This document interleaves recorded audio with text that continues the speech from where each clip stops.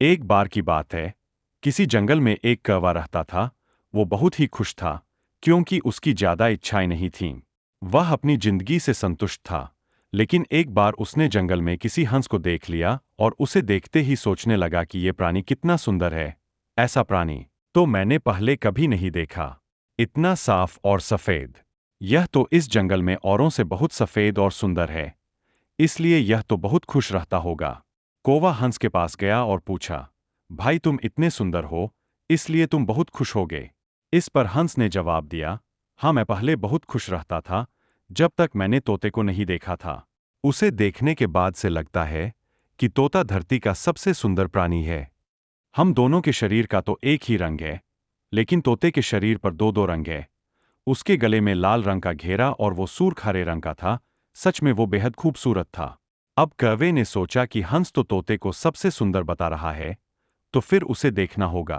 कौवा तोते के पास गया और पूछा, भाई तुम दो दो रंग पाकर बड़े खुश होगे। इस पर तोते ने कहा, हाँ मैं तब तक खुश था जब तक मैंने मोर को नहीं देखा था। मेरे पास तो दो ही रंग है, लेकिन मोर के शरीर पर तो कई तरह के रंग है। अब कौवे ने सोचा सबसे ज्यादा खुश कौन है, यह तो मैं पता करके ही रहूंगा। इसलिए अब मोर से मिलना ही पड़ेगा। कौवे ने मोर को जंगल में ढूंढा, लेकिन उसे पूरे जंगल में एक भी मोर नहीं मिला। और मोर को ढूंढते ढूंढते वह चिड़ियाघर में पहुंच गया। तो देखा मोर को देखने बहुत से लोग आए हुए हैं और उसके आसपास अच्छी खासी भीड़ है। सब लोगों के जाने के बाद कौवे ने मोर से पूछा, भाई तुम दुनिया के सबसे सुंदर जीव हो और रंग बिरंगे हो, तुम्हारे साथ लोग फोटो खिंचवा रहे थे।